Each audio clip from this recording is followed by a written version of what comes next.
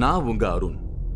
அரூபமாய் வரும் சித்தர்கள் மாநாடு நடத்தும் ஒரு மலைக்குள்ள பொதுமக்களுக்கு அனுமதி இல்லை. சித்தர்களோட ஆசீர்வாதம் இருந்தால் மட்டுமே அந்த மலைக்குள்ள போக முடியும். அப்படி ஒரு சித்தர் மலைக்குள்ள நம்மோட 3வது கண் டீம் போக முடியுமா அப்படின்னு ஒரு சேலஞ்ச நம்ம டீமுக்கு ஒருத்தர் வச்சிருக்காரு. அந்த சேலஞ்சை எதிர்கொள்ளத்தான் பிரபஞ்சலிங்கமும் வெட்டவெளி கருவறையும் இருக்கிற சித்தர்கள் மாநாடு நடத்துற மலைக்கு நான் இன்னைக்கு டிராவல் பண்ணிக்கிட்டு இருக்கேன். வியக்க வைக்கும் ஒளி ஒளி காட்சி பதிவு. வெட்டவெளி கருவறை, பிரபஞ்சலிங்கம். இங்கே யாரும் தங்க வைக்க மாட்டாங்க ஐயா. இங்கே நிறைய சித்தர்கள் வாயிற இடம். இன்னும் வாழ்ந்துட்டு இருக்கிறாங்க, இன்னும் தவத்தில் இருக்கிறாங்க, இன்னும் இங்கே மாநாடு போட்டுக்கிறாங்க. சித்தர்கள் மாநாடு நடத்தும் இந்த மலைக்கு வர பொதுமக்களுக்கு அனுமதி இல்லை. நம்ம டீம் வேலூர் மாவட்டத்துல டிராவல் பண்ணிக்கிட்டு இருக்கோம். வேலூர் மாவட்டம் ராணிப்பேட்டை பக்கத்துல இருக்கிற ஒரு மலை கிராமம் லாலாப்பேட்டை. இந்த லாலாப்பேட்டையில இருந்து சில கிலோமீட்டர் தூரத்துல இருக்கிற காஞ்சனகிரி மலையில தான் பல அதிசயங்கள் இருக்கிறதா நம்மோட Facebook பேஜ்ல பல ஆச்சரியங்களோட ஒரு வீடியோ கிளிப் பதிவாகி இருந்தது. ஒரு அரக்கனோட ரத்த துளிகள் எல்லாம் இன்னைக்கு பச்சை நிற சுயம்புலிங்க வடிவக்கல் சிலைகளா மாறி இருக்கு. இந்த காஞ்சனகிரி மலையில வெட்டவெளி கருவறையும் பிரபஞ்சலிங்கமும் இருக்கு. ஒரு பாறையில கல்லால் அடிச்சா மணி சத்தம் சில கிலோமீட்டர் தூரம் வரைக்கும் கேக்குது.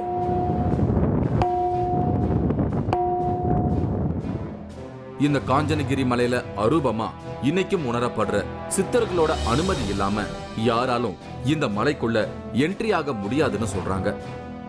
நம்மளோட 3வது கண் டீம் அந்த மலைக்குள்ள நுழைய முடியுமா அப்படின்னு இந்த வீடியோ கிளிப்போட இப்படி ஒரு கேள்வியையும் நமக்கு அனுப்பி இருந்தாங்க. ஒரு அவசர அசைன்மெண்டா எடுத்துக்கிட்டு இப்ப நான் அங்கதான் டிராவல் பண்ணிக்கிட்டு இருக்கேன். நம்மளோட 3வது கண் டீமுக்கு ஃபேஸ்புக்கில் ஒருத்தர் சேலஞ்ச் பண்ணியிருந்தாரு. என்ன அப்படின்னா, ஒரு மலையில் பிரபஞ்சலிங்கம் வெட்டவெளி கருவறை சித்தர்கள் மாநாடு நடக்குது, அந்த இடத்துல இன்னும் பல அமானுஷங்கள் இருக்குது அப்படின்னு சொல்லியிருந்தாங்க. எந்த இடம் அப்படின்னா, வேலூர் மாவட்டம் ராணிப்பேட்டை பக்கத்தில் இருக்கிற காஞ்சனகிரி மலை. பொதுவாக சித்தர்களோட ஆசை இல்லாமல் இந்த மலைக்குள்ளே யாராலையும் நுழையவே முடியாதான். உங்களுடைய 3வது கண் டீம் இந்த இடத்துக்கு போகுமா அப்படிங்கிற கேள்வியை நம்மகிட்ட கேட்டிருந்தாரு. பொதுவாக 3வது கண் டீமுக்கு சித்தர்களோட ஆசீர்வாதம் நிறையவே இருக்குது அப்படிங்கிற நம்பிக்கையில் நாம் அந்த இடத்தை தேடி போக போகிறோம். மலை பயணம் வழக்கமா என்ஜாய் பண்ணிக்கிட்டு டிராவல் பண்ற எனக்கு Facebookல வந்த சவால் மைண்ட்ல ஓடிக்கிட்டே இருந்ததால சின்ன டென்ஷன் இருந்தது. இதுதான் காஞ்சனகிரி மலை. தூரத்துல இருந்து பார்க்கும்போதே வியப்பா இருந்தது. நம்மோட டிராவல் தொடர்ந்தது. இந்த காஞ்சனகிரி மலைய அடர்த்தியான காடுன்னு சொல்லிட முடியாது. புதர் செடிகள் அங்க இங்க முளைச்சிருந்தது. சின்ன சின்ன மரங்கள் இருந்தது. ஆனாலும் மலையோட பரப்பளவை பார்க்கும்போது பிரமிப்பா இருந்தது. மலை உச்சிக்கு வந்துட்டேன். தார் ரோட் கட் ஆயிடுச்சு. பெரிய கேட் இருந்தது.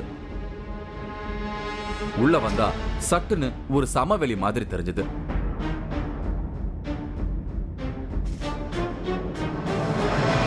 இவ்வளவு உயரத்துல இப்படி ஒரு சமவெளி பகுதி ஆச்சரியமா இருந்தது. படிக்கட்டு மாதிரி இருந்த இடத்துல நடந்து போனேன். யாருமே இல்லாத இந்த தனிமையான அமைதி ஒருவித பய உணர்வை கொடுத்தது. ஆனாலும் தொடர்ந்து நடந்த சிவலிங்கம் மாதிரி சின்ன கல் உருவங்கள் வரிசையா இருந்தது. நம்மோட டீமுக்கு வந்த வீடியோ பதிவுல இருந்த சுயம்பலிங்க உருவங்கள் இதுதான்னு எனக்கு புரிஞ்சுது. இந்த கல் உருவங்கள் எல்லாமே ஒரு காலத்துல இந்த மலையில வாழ்ந்த அரக்கனோட ரத்த துளிகள் இப்ப சிவலிங்கமா மாறி இருப்பதா அந்த வீடியோ பதிவுல சொல்லி இருந்தாங்க. ஒரு இடத்துல நடுநாயகமா சிவலிங்கத்தை வச்சு வழிபாடு பண்றாங்க. சிவலிங்கத்துக்கு எதிர்பக்கத்துல சின்னதா ஒரு மேடை இருந்தது. பார்க்கறதுக்கு ஒரு சமாதி மாதிரி இருந்தது. அங்க இருந்து தூரத்துல ஒரு பிரம்மாண்டமான சிவலிங்கம் இருந்தது. தூரத்துல மலை மேல மணி ஓசை கேட்டுச்சு.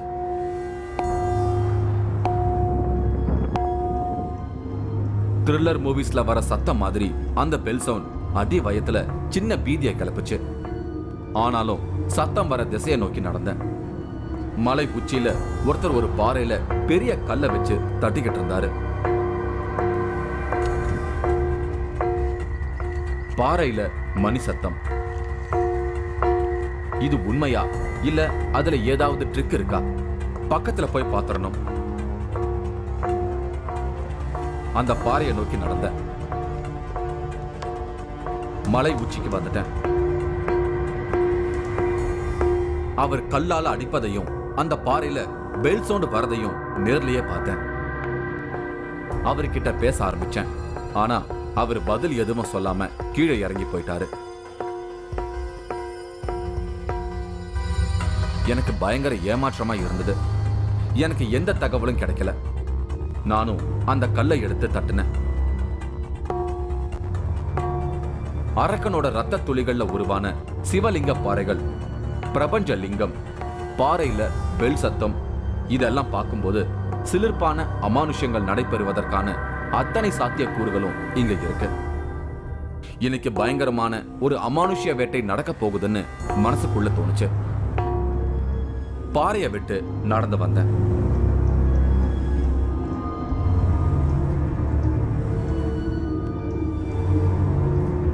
இவரு நரசிம்மன். இந்த மலை மேல இருக்கிற சிவன் தான் இவருக்கு எல்லாமே. எப்பவும் இந்த மலையிலேயே தான் இருக்காரு. காஞ்சனகிரியில நடக்கிற அமானுஷங்களை பத்தி என்கிட்ட சொல்ல ஆரம்பிச்சாரு. எடுத்த எடுப்பிலேயே அரூபமா இருக்கிற ஒரு சித்தர் தான் என்னை இந்த மலைக்கு பாதுகாப்பா அழைச்சிட்டு வந்திருக்காருன்னு சொன்னாரு. நீங்கள் இங்கே டிவி எடுத்துக்கன்னா உங்கள் கூட ஒரு சித்தர் வந்துக்கிறாப்புல, அது உங்களுக்கே தெரியாது. இல்லைன்னா நீங்கள் இந்த மலை ஏற முடியாது. இது நிச்சயம். அப்போது எனக்கும் அந்த விஷயங்கள் கண்டிப்பாக ஐயா, உங்களுக்கு தெரியாது இருக்கலாம், இல்லைன்னா உங்களுக்கு உணர்வு வந்திருக்காது. ஒரு ஞானிக்கு தான் ஒரு ஞானி பற்றி தெரியும். இங்கே ஒரு ஞானி தவ வலிமையில் வந்தாங்கன்னா இங்கே எவ்வளோ சித்தர் பார்க்கலாம், எவ்வளோ பேர் ஆசீர்வாதம் வாங்கி வராங்க, பெரிய பெரிய ஞானிங்க வராங்க. ரகசியமாக இரவோட இரவு வந்து எனக்கே தெரியாது ஐயா, காலையில் வந்து பார்த்தா தான் தெரியும். பகவானுக்கு பூஜை நடந்திருக்கும், ஏகப்பட்ட பூஜை நடந்திருக்கும், எல்லாம் செய்திருப்பாங்க. பகவான்கிட்ட ஆசீர்வாதம் வாங்கின்னு போயிருப்பாங்க ஐயா. நான் காலையில் வந்து பார்ப்பேன், ஆள் வந்து போயிருக்காங்க, பூஜை பண்ணியிருப்பாங்க அப்படின்னு. நிறைய இங்கே ஞானிகள் வராங்க, பெரிய சித்தர்கள். நான் தான் சித்தர்னு யாரும் சொல்ல மாட்டாங்க ஐயா. நான் இந்த மலைக்குள்ள வந்ததுக்கு பின்னணியில சித்தர்களோட ஆசீர்வாதம் இருக்கிறத நான் உணர ஆரம்பிச்சேன். எனக்குள்ள ஒரு நிம்மதி வந்தது. அடுத்தடுத்த தகவல்கள் எனக்கு வந்த வண்ணமாய் இருந்தது. இந்த கதை ஜெட் வேகம் எடுத்தது. சிவலிங்கமாக மாறி இருக்கும் அரக்கனோட ரத்த துளிகள், பாறையில வரும் மணி சத்தம், சித்தர்களின் மாநாடு, இப்படி எல்லாத்துக்குமே விடை கிடைச்சது மட்டும் இல்லாம காஞ்சனகிரி மலையில ஜீவசமாதி ஆகியிருக்கும் ஒரு சித்தரோட கதையும் வெளிப்பட தொடங்குச்சு. எனக்குள்ள ஆச்சரியம் விஸ்வரூபம் எடுக்க ஆரம்பிச்சது. இந்த இடம் வந்து சிவஞான பிள்ளை சித்தரோட ஜீவசமாதி இருக்கிற இடம். இவர் மலேசியாவில் இருந்தப்போ இங்கே இருக்கிற சிவன் அவருக்கு காட்சி கொடுத்து என்னோட மலைக்கு வா அப்படின்னு சொல்லியிருக்காரு. அவர் அதுக்கப்புறம் அங்கேருந்து இங்கே வந்து இந்த மலையை கண்டுபிடிச்சி மேலே வந்து பல வருஷம் தவம் பண்ணியிருக்காரு. இந்த ஜீவசமாதி இருக்கிற இடத்துல வந்து மக்கள் தன்னோட கஷ்டத்தை நினச்சி வேண்டாங்க அப்படின்னா கண்டிப்பாக அவங்களோட ப்ராப்ளத்துக்கு சொல்யூஷன் கிடைக்கும் அப்படிங்கிறாங்க. இந்த போட்டோவில் இருக்கிற இவர் தான் சிவஞான சித்தர். 100 வருஷத்துக்கு முன்னாடி இந்த மலையில வாழ்ந்த சித்தர். இங்க இருக்கிற சிவலிங்கத்துக்கு எதிரில் இருக்கிறது இவரோட ஜீவசமாதி தான். சிவஞான சித்தரோட சொந்த ஊர் திருச்சி துறையூர். மலேசியாவில் வாழ்ந்த சிவஞான சித்தருக்கு நடந்த குறிப்பிட்ட அமானுஷத்தால காஞ்சனகிரி மலைக்கு வந்து தவ வாழ்க்கை வாழ்ந்து இங்கேயே ஜீவசமாதி ஆயிருக்காரு. அந்த கதைகள் எல்லாமே எனக்கு இப்பதான் தெரிய வந்தது. இவங்க சந்திரா. சிவஞான சித்தர் தான் சந்திராமாவை வளர்த்திருக்காரு.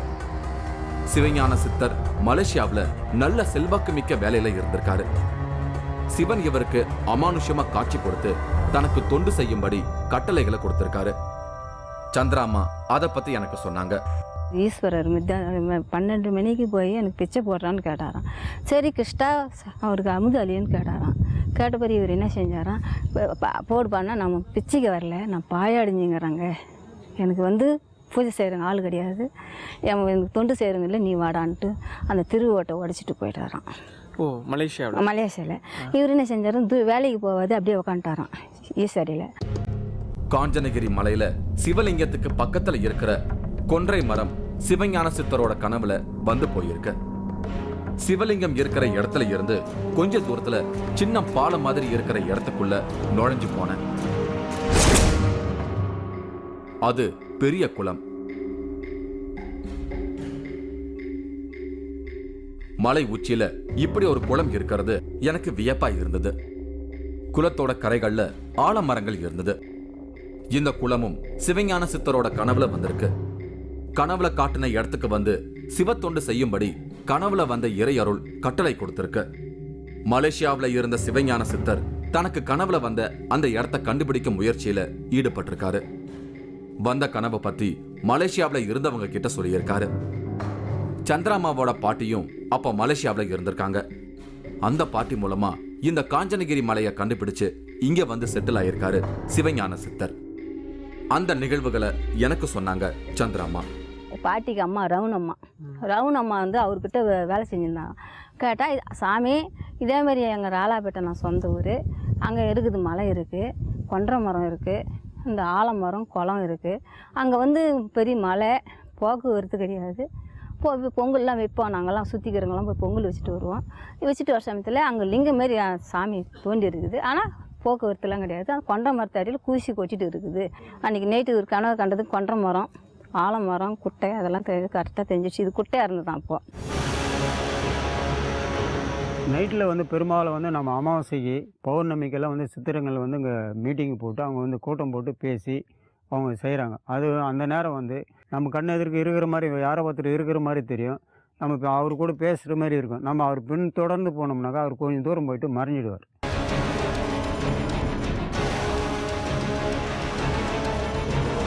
ஆச்சி மசாலா வழங்கும் 3வது கண் powered by twin birds legging. இடைவேளைக்கு பின் தொடரும்.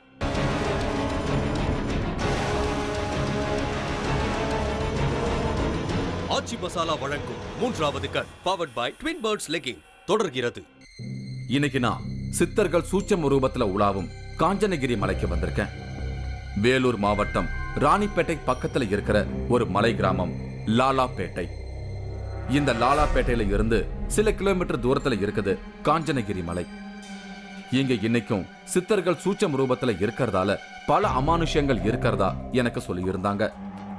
அதையெல்லாம் தான் இப்ப நான் பார்த்துக்கிட்டு இருக்கேன். சிவஞான சித்தர் காஞ்சனகிரி மலைக்கு வரும்போது தான் கொண்டு வந்த செல்வங்களை வச்சு இந்த மலையை திருத்தி அமைச்சிருக்காரு. மனிதர்கள் எளிதா வந்து போகக்கூடிய இடமா இதை மாத்தி இருக்காரு. தான் வாழ்ந்த காலத்துல சிவஞான சித்தர் இந்த மலையில தவ வாழ்க்கை வாழ்ந்திருக்காரு. இந்த மலை ஒரு சித்தர் ஆசிரமமா இருந்திருக்கு. நூற்றுக்கணக்கான பசுமாடுகள் சித்தர் ஆசிரமத்துல இருந்திருக்கு. வந்தவங்க எல்லாரும் பசியாறுவதற்கான அன்னதான கூடம் இயங்கி இருக்கு. இந்த மலைக்கு வந்ததுல இருந்து வேற எங்கேயும் போகாம இங்கேயே வாழ்ந்து தான் இறக்க போறத முன்கூட்டியே சொல்லிட்டு முக்தி ஆயிருக்காரு சிவஞான சித்தர். இன்னைக்கும் இந்த ஜீவ சமாதி நல்ல வைப்ரேஷனோட இருக்கு. திருச்சிலேருந்தே வந்தார் அவர் குரு. அவர் வந்து தான் சமாதி வைக்கணும்னு லெட்டர் எழுதிட்டு இருக்கிறாரு. இவருக்கு ஒரு 10 நாள் முன்னே லெட்டர் எழுதிட்டு இருக்கிறார், நான் சமாதி ஆக போறேன், என்னை வந்து நீ சமாதி வச்சுடு. இதையெல்லாம் கேட்டதும் எனக்கு ஒரு அமானுஷ்யமான இடமா காட்சி கொடுத்தது இந்த காஞ்சனகிரி மலை. இடையராது இங்கு சித்தர்கள் தவ வாழ்க்கை வாழ்ந்திருக்காங்க. அந்த வைப்ரேஷனோட பலனால இன்னைக்கும் சித்தர் வழிபாடு ஒரு செயின் லிங்க் மாதிரி தொடருது. கூர்ந்து கவனிச்சா இங்க வரக்கூடியவங்களோட வாழ்க்கையில நடந்த நிகழ்வுகளை வச்சு அதை உணர முடியும். இவரு கமலக்கண்ணன். காஞ்சிபுரத்துல இருக்கிற பாலிடெக்னிக்ல ஒர்க் பண்றாரு. காஞ்சனகிரி மலைக்கு வந்து தியானம் பண்ணா திருவண்ணாமலை மாதிரியான சித்தர்கள் பூமி அந்த தியானத்துல கனெக்ட் ஆகுதுன்னு ஒரு வியப்பான அனுபவத்தை சொல்றாரு. அப்படி இந்த இடத்துல வந்து சாதாரணவங்களுக்கு தெரியாத வேற என்னென்ன விஷயங்கள் இங்கே இருக்கு மெடிடேஷன்ல இருக்கும்போது பார்க்கறது? நம்ம இங்கே சாதாரணமாக மெடிடேஷன்ஸ் பண்ணும்போது உனக்கு இங்கே இருக்கிற சிவன் மட்டும் எனக்கு தெரியாது. திருவண்ணாமலையில் இருக்கிற சிவனுக்கு தீபம் ஆராத்தனை ஏற்றுற மாதிரி எனக்கு ஃபீலிங்ஸ் வரும். அது மாதிரி நம்ம என்ன நினைக்கிறோமோ அங்கே நம்மளோட ஆத்மா அங்கே போய் நின்றுட்டு அங்கே இருக்கிற சிவபெருமா நம்ம கண்ணில் பூஜை பண்ணுற மாதிரி தெரியும். நம்ம எந்த கோயிலுக்கு வேண்டுறோமோ அங்கே நேராக நம்மளோட ஆத்மா அங்கே போயிடும். இங்கே இருந்தாலும் திருவண்ணாமலை நினைச்சாலும் ஏகாம்பரனார் கோயில் நினைச்சாலும் அந்த நம்ம கண்ணுக்கு முன்னாடி வந்து நிற்கும்.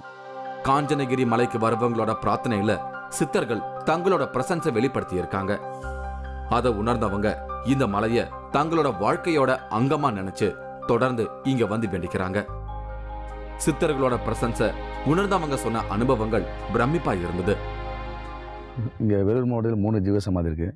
அதில் ரொம்ப சிறப்பான ஜீவசமாதி தோப்பாசாமி. நான் முதல் என்னுடைய பூஜையிலே பௌர்ணமி பூஜையில் முதல் நான் பார்த்த சித்தர் தோப்பாசாமி இந்த மலையில். ஸோ அடுத்தது அமுதலிங்க சுவாமி. வேலூர் மாவட்டத்திலே முதன்மை ஜீவசமாதி சித்தர் அவர் தான். அதுக்கு அடுத்தது நரசிங்க சுவாமி. 3 சித்தரை நான் இங்கே தான் பார்த்தேன். இங்கே இருக்கும்போது என்னென்ன அற்புதங்கள்லாம் நடந்திருக்கு? இங்கே ஏகப்பட்ட அற்புதம் ஐயா.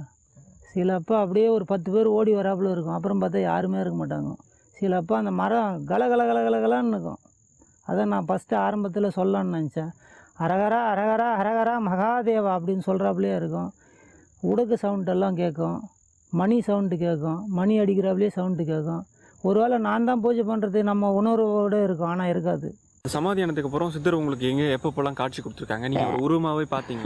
பார்த்துருக்குறேன். நம்ம சாமியாரே நிறைய நான் பார்த்துருக்குறேன். அப்படியே கூட சமாதியானம் போய் உக்காந்தேன்னா நல்லா நான் அவர் பார்த்த ரூம் நல்லா பார்ப்பேன்.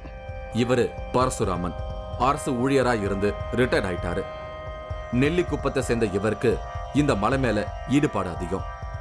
இங்க உள்ள இறை சக்திக்கு பூஜை செஞ்சு வழிபாடு செய்யறாரு. சித்தர்கள் இங்க மாநாடு நடத்துறத தன்னோட அனுபவத்தால உணர்ந்திருக்காரு. இன்னமும் வந்து சித்தர்கள் வந்து கூட்டமாக இங்கே மாநாடு நடக்கும் அப்படின்றாங்க நைட் டைமில். அந்த மாதிரி இதை பார்த்துருக்கீங்களா? நைட்டில் வந்து பெரும்பாலும் வந்து நம்ம அமாவாசைக்கு பௌர்ணமிக்கெல்லாம் வந்து சித்திரங்கள் வந்து இங்கே மீட்டிங் போட்டு அவங்க வந்து கூட்டம் போட்டு பேசி அவங்க செய்கிறாங்க. அது அந்த நேரம் வந்து நம்ம கூட பேசுகிற மாதிரி தெரியும், நம்ம கண் எதிர்க்கு இருக்கிற மாதிரி யாரோ ஒருத்தர் இருக்கிற மாதிரி தெரியும், நம்ம இப்போ அவர் கூட பேசுகிற மாதிரி இருக்கும். நம்ம அவர் பின் தொடர்ந்து போனோம்னாக்கா அவர் கொஞ்சம் தூரம் போயிட்டு மறைஞ்சிடுவார். அந்த நேரம் நமக்கு என்ன, நம்ம இங்கே இருந்தோமே யாரும் கூட இருந்தாங்களே காணலையே அப்படின்னு நம்ம யோசிக்க வேண்டிய நேரம் நமக்கு வரும். இந்த மலை முழுக்கவே பச்சை நிற சுயம்பலிங்க வடிவ சிலைகளை பார்க்க முடியும். காஞ்சன் அப்படிங்கிற அரக்கன் சிவனை தரிசிக்க சிவனடியார்களை துன்புறுத்தி இருக்காரு. தன்னை தட்டி கேட்க சிவன் வரும்போது அவரை தரிசிக்கலாம் அப்படிங்கிறது தான் காஞ்சன அரக்கனோட மாஸ்டர் பிளான். சிவன் தனக்கு பதிலா நந்தி அனுப்பி அரக்கனை வதம் செஞ்சிருக்காரு. அப்ப விழுந்த ரத்த துளிகள் தான் அந்த அரக்கன் மன்னிப்பு கேட்டதும் சிவலிங்கங்களா உருவெடுத்திருக்கு. அந்த அரக்கனோட பெயரால தான் இந்த மலை காஞ்சனகிரி மலைன்னு அழைக்கப்படுது. இந்த மலையில் நிறைய சுயம்பு லிங்கங்கள் இருக்குது, 1008 லிங்கம் இருக்குது அப்படின்னு சொல்லியிருந்தாங்க. இங்கே வந்து பார்த்தப்போ பார்த்தீங்கன்னா இது எல்லாமே வந்து லிங்கம் அப்படிங்கிறத மாதிரி ஒரு மாதிரி அன்ஷேப்பாக கல் நிறையா இருந்துச்சு. கொஞ்சம் நிறைய கல் எடுத்து வச்சுருக்காங்க. இதுக்கு ஏன் எல்லாமே பச்சை கலர் அடித்து வச்சுருக்காங்க, பெயிண்ட் அடிச்சிருக்காங்க அப்படின்னு நினச்சிட்டு இருந்தேன். ஆனால் வந்து இது வந்து பெயிண்ட் கிடையாதான். ஸோ இந்த மலைப்பகுதியில் வந்து இந்த அரக்கனோட ரத்தம் அப்படின்னு சொல்லப்படுற இந்த கல் எல்லாமே வந்து பச்சை கலரில் தான் இருக்குது. இது வந்து கல்லோட கலரே இந்த கலர் தான். ஸோ இந்த மற்ற மலைகள்லாம் பார்த்திங்க அப்படின்னா வேறு கலரில் இருக்குது. இந்த கல் மட்டும்தான் பச்சை கலரில் இருக்குது. அதாவது நிறைய இடங்களில் இங்கே எங்கே தோண்டினாலும் இந்த மாதிரி கல்கள் கிடைக்குமா. அப்படி தோண்டும் போது எடுத்து வச்சது எல்லாம் இங்கே ஒரு 108, 1008 அந்த மாதிரி அடுக்கி வச்சுருக்காங்க. இதை தவிர்த்து இந்த மலையில் இன்னும் லட்சக்கணக்கான இந்த சுயம்புலிங்கங்கள் இருக்குது அப்படின்னு சொல்கிறாங்க. பொன்னர் சங்கர் அசைன்மெண்ட்டுக்காக நம்ம டீம் நாகராஜ் வீரப்பூருக்கு போயிருந்தாரு. அப்போ பல அமானுஷங்கள் வெளிப்பட்டது.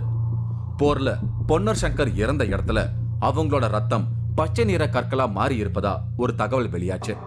வீரப்பூர்ல கிடைச்ச தகவல் மாதிரியே காஞ்சனகிரி மலையிலையும் ரத்தம் பச்சை நிற கற்களா மாறி இருப்பது ஆச்சரியமான தகவலா இருந்தது. ரத்தம் இப்படி குறிப்பிட்ட பச்சை நிற கற்களா மட்டுமே மாறுவதற்கு பின்னணியில ஏதோ ஒரு ஸ்ட்ராங்கான அமானுஷ்யம் மறைஞ்சிருப்பதா எனக்கு தோணுது. அது மட்டும் இல்லாம இந்த பச்சை நிற கற்களை ரிசர்ச் பண்ணி பார்க்கும்போது இந்த காஞ்சனகிரி மலைப்பாறைகளை சேர்ந்தது இல்லைன்னு கண்டுபிடிக்கப்பட்டிருக்கு. ரத்த துளிகள் பாறையா மாறி இருப்பதற்கான ஆதாரமா இதை குறிப்பிடுறாங்க. இந்த காஞ்சனகிரி மலையில் வந்து நிறைய அதிசயங்கள் இருக்குது அப்படிங்கிறாங்க. அப்படி இவங்க சொல்கிற இன்னொரு அதிசயம் என்ன அப்படின்னா இந்த மலையில் இருக்கக்கூடிய அந்த மணிப்பாறை. இந்த மணிப்பாறையில் போய் நம்ம அடித்தோம் அப்படின்னா அந்த சத்தம் வந்து பாறையில் அடித்த மாதிரி வராது, ஒரு மணி அடித்த மாதிரி சத்தம் வரும் அப்படிங்கிறாங்க. இந்த காஞ்சனகிரி சித்தர் அந்த பாறையில் உட்காந்து தவம் பண்ணியிருக்காராம். அதனால தான் அந்த பாறைக்கு இவ்வளோ சக்தி வந்திருக்கு அப்படிங்கிறாங்க. அந்த பாறையில் நம்ம கல்லால் அடித்தோம் அப்படின்னா அந்த சத்தம் வந்து இங்கே இருக்கிற 5 கிலோமீட்டர் வரைக்கும் அந்த மணி சத்தம் கேட்கும் அப்படிங்கிறாங்க. நரசிம்மன் என்ன அந்த மணி சத்தம் வரும் இடத்துக்கு அழைச்சிட்டு போனாரு. இந்த பாறை இருக்கிற இடத்துல மட்டும் பெல் சத்தம் வருது. அதை பிராக்டிக்கலா எனக்கு நரசிம்மன் செஞ்சு காட்டினாரு. இதுதான் என் மணிப்பாறைன்றது.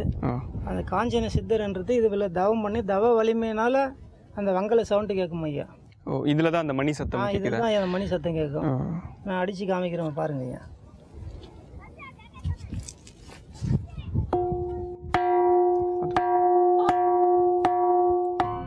மற்ற பாறைகள்ல மணி சத்தம் வரதில்ல.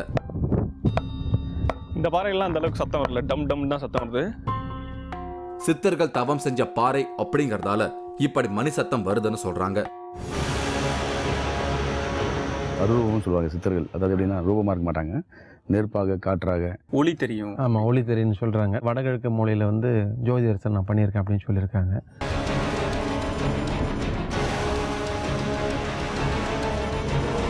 ஆச்சி மசாலா வழங்கும் 3வது கண் powered by twin birds legging. இடைவேளைக்கு பின் தொடரும்.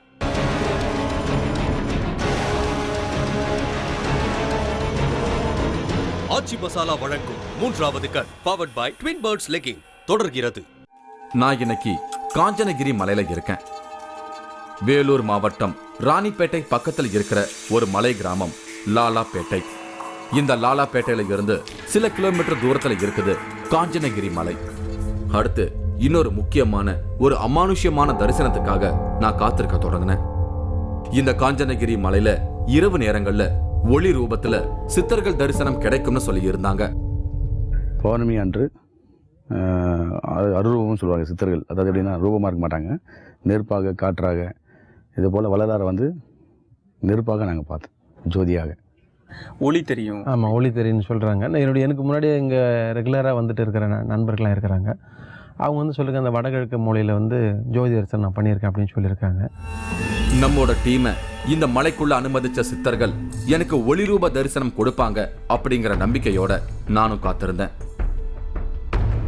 திடீர்னு வானத்துல ஒரு தீப்பந்து போல ஒரு காட்சி. இதுதான் சித்தர் தரிசனம். எனக்கு உடம்பெல்லாம் சிலிர்த்தது. இதுதான் ஒளிரூப தரிசனம். ஒரு நெருப்பு பந்து மேலெழும்பி மறைஞ்சது. நம்ம கேமராமேன் அதை மிஸ் பண்ணாம ஷூட் பண்ணிட்டாரு. நம்ம டீமுக்கு இது ஒரு சிலிர்ப்பான அனுபவமா இருந்தது. இந்த ஆச்சரியமான காட்சியை திரும்பவும் ஒரு முறை பாருங்க. பார்த்துட்டு இருக்கிற உங்களுக்கும் கூட உடல் சிலிர்த்திருக்கும். இது ஒரு வியப்பான அனுபவம்.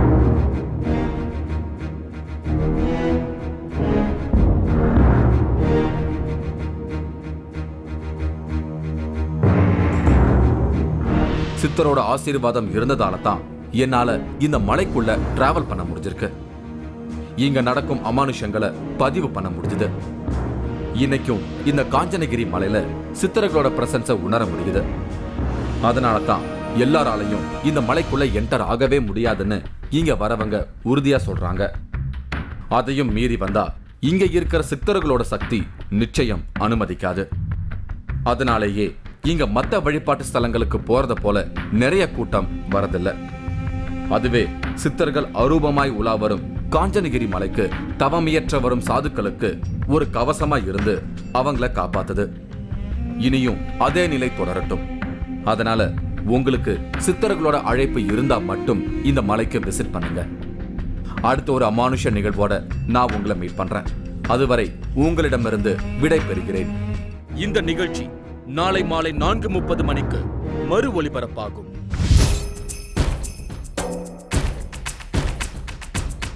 உடல் மேல் யாக குண்டம். வயிற்றிலே மணல் போட்டு அதுக்கு மேல அக்னி வளர்த்திருக்காங்க. தீக்குள் ஒரு விபரீத தவம். நம்ம உடம்பு ஏன் சொல்ல போனா ஒரு முடி கூட சின்ன ஒரு பாதிப்பு அடையல. அக்னியை வசப்படுத்த முயற்சிக்கும் தேவதாஸ் சாமி.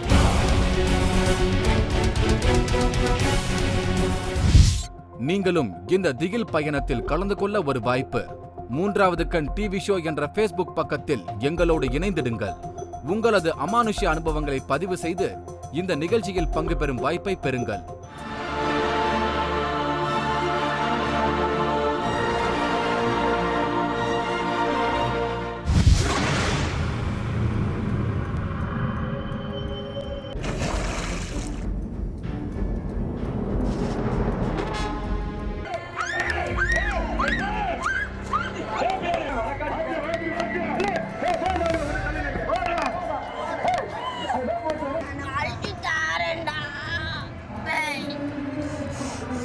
ஏன் தொட்டிக்குள்ள குழம்பு